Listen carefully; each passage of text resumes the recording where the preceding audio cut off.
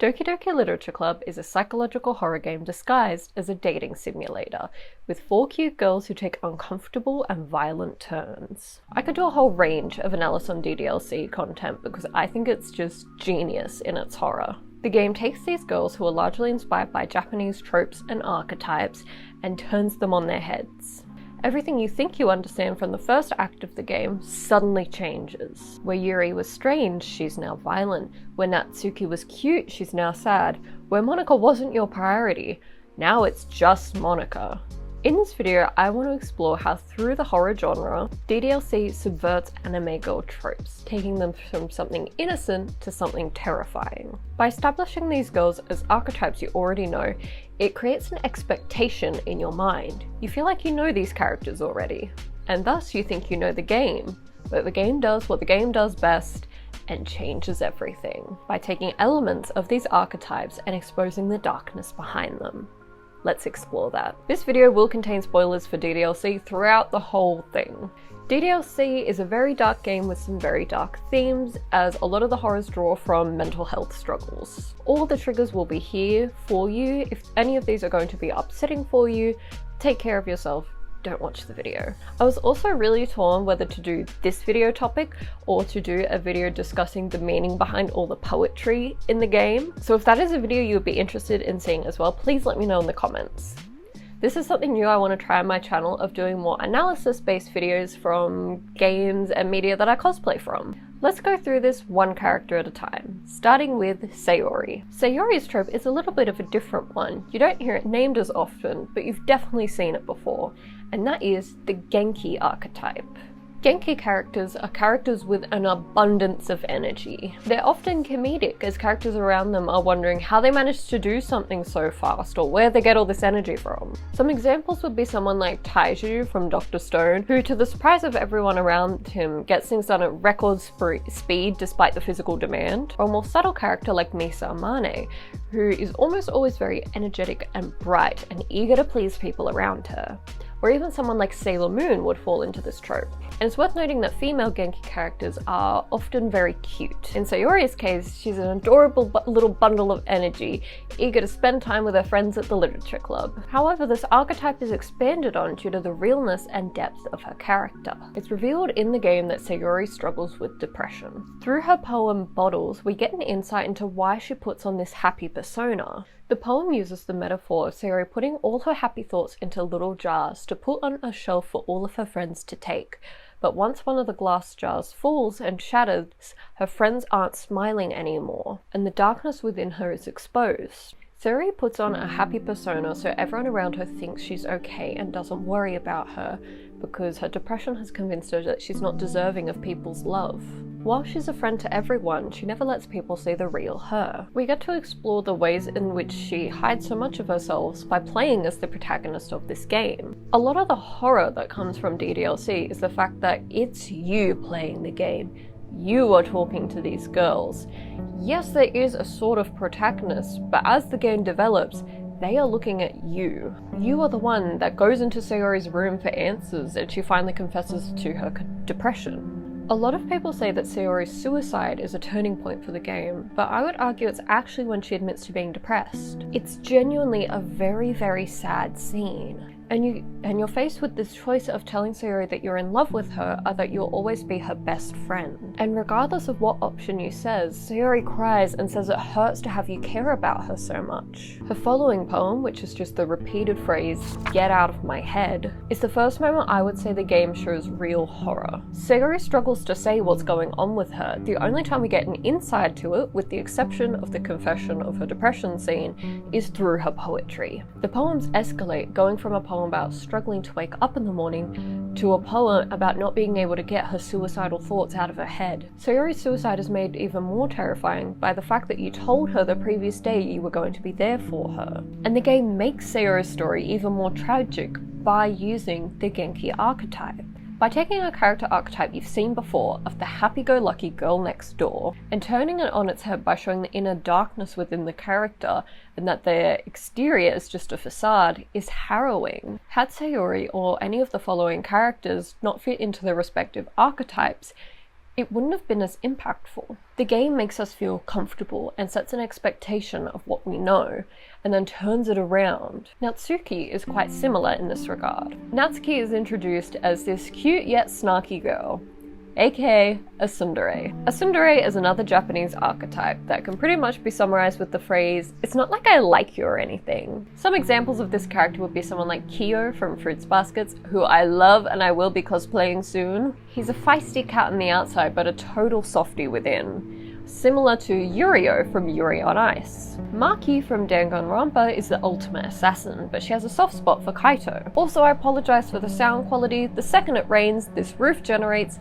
a lot of noise. Natsuki adores the fact that you sit and read parfait girls with her, but she would never admit it. This character is often presented as a love interest, and this push-pull between getting closer and then pulling away is playful. But with Natsuki, once again, it masks something deeper. Throughout the game, it is implied and then stated that Natsuki is suffering with domestic abuse from her father at home. Her reluctance to the protagonist, who in-game is male, joining the literature club may be the earliest sign of this. She expresses her discontent at a boy joining the club, and throughout the game wants to keep the club a small group of friends. However, she can't help but like the protagonist as the game goes on. Spending time with her, we learn a few key things.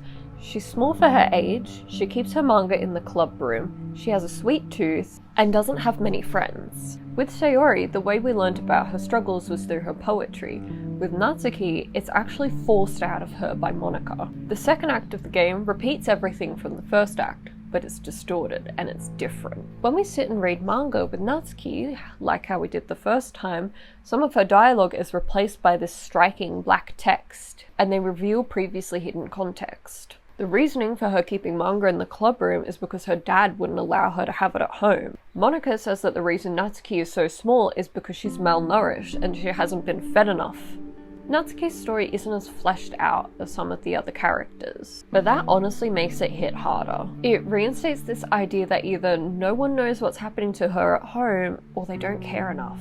With Natsuki, I feel that what happens to her is swept under the rug a little bit because it isn't as outright violent as what happens to the other characters. Natsuki's ending is just as sad, however, because she ends up alone, which is what she ultimately feared. In all her acting coy with the protagonist, she eventually admits that the reason she wants the club to stay this small, intimate space is not only because it's a safe space for her away from home, but because it's a small group with her friends. Natsuki doesn't have friends outside the literature club. Through her poem, that's secretly a letter, we learn just how concerned she was once Yuri started acting erratic. So Natsuki seeing her friend dead and then running out of the room just to be deleted by Monica all alone is actually the most tragic ending she could have. Her pretending not to care is actually a carefully placed guard so that she can't be hurt any more than she's already being hurt. She doesn't want to let anyone close to her because her own family is hurting her. Yuri's subversion of her archetype is one of the most uncomfortable and maybe one of the most important. Yuri falls under the yandere trope, a word that sounds weird saying it with an Australian accent. Yanderes are characters who start off very sweet and innocent, particularly at times where their love with their romantic partner is going well.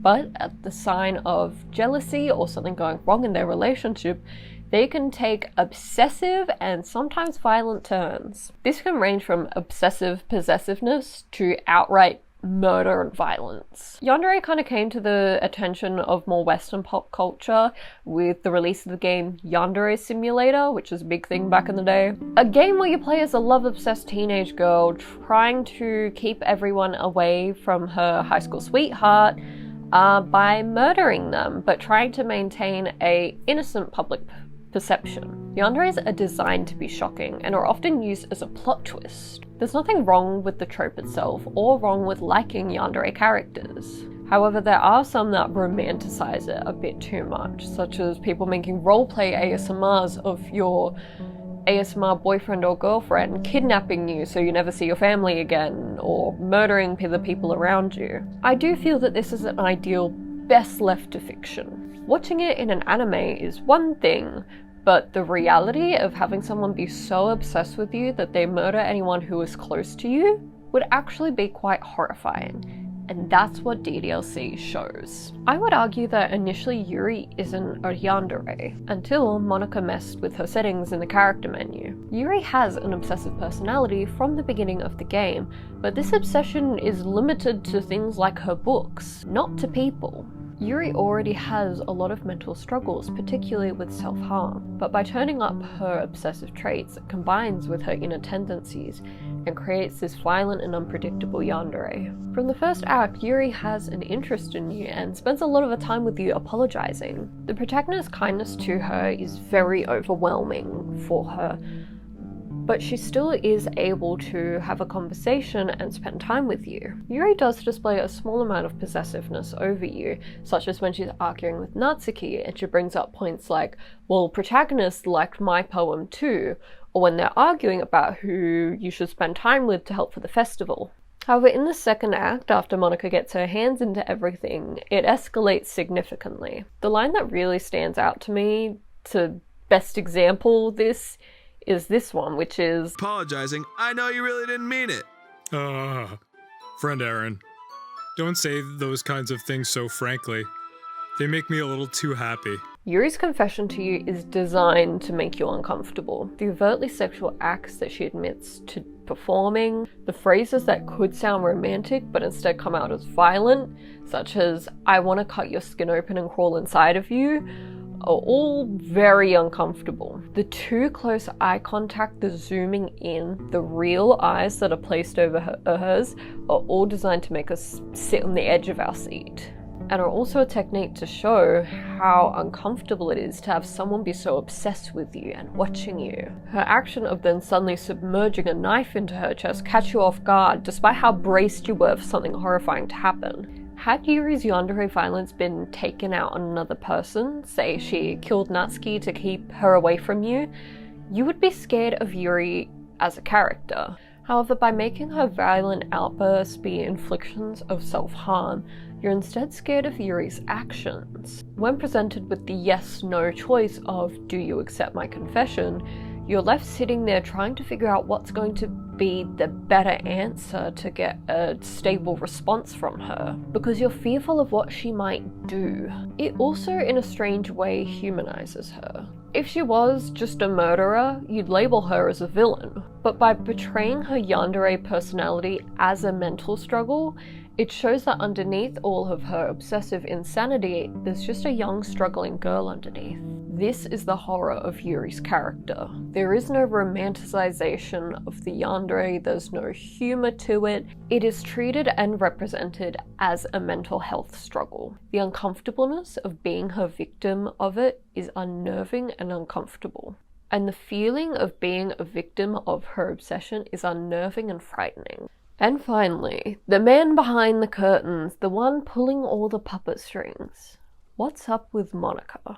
Monika is a standout as she doesn't fit into an anime girl trope, and that's done intentionally. Monika's character design is intended to make her stand out from all the other girls. If she were to fit into a trope, she'd be closer to the Western trope of the popular girl, but even that doesn't quite fit because the popular girls are usually mean. Ultimately, she's the tutorial girl, showing you how the game works and which girl to pick. Monika is the only girl who doesn't have a Japanese name, and instead has a Western name. Monika's socks are a different color to the other girl, Monika pops out more at the menu screen when you open the game, and Monika's poses are more flamboyant than the other girl, and she often stands in front of them. Everything about this character is designed to make you pick her above the other girls in a desperate hope. Monika doesn't fit into a trope because she's trying to make herself look perfect, maybe even human. Always nice, always composed, and makes everyone look so much worse. You could easily argue that she's just as much of a yandere as Yuri, but there is one thing Monika does that makes it so she can't fit into the yandere trope. She self-actualizes. Monika realized what she did was wrong, driven insane by seeing a glimpse of our world and wanting a piece of it. She uses her last remaining strength after being deleted to restore the girls and restore the literature club, so you can have a peaceful club without her presence. Well, hypothetically. In the end, the literature club is truly a place where no happiness can be found. Monika is a unique character in every sense. Despite the awful things she did, she's not inherently a villain. She was also a victim of the game.